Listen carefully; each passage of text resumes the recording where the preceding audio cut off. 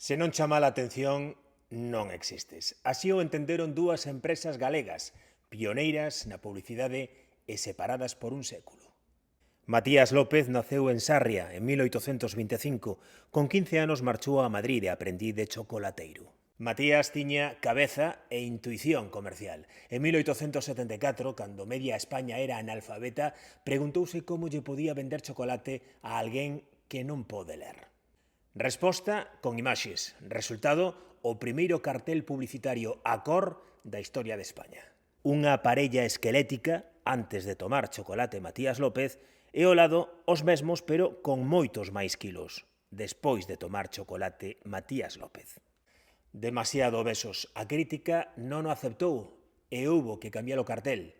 A alguén ocorreuselle a xenialidade. Unha terceira parella, equilibrada, fermosa, saudable. O segredo, tomar 2 veces ao día o chocolate de López.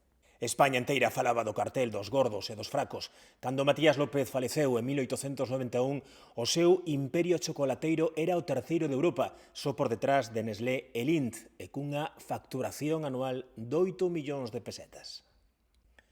Avanzamos aos anos 60 do século XX. Redondela, provincia de Pontevedra. Confección e Regojo é a terceira empresa téxtil máis importante de España, só por detrás del Corte Inglés e de Cortefiel.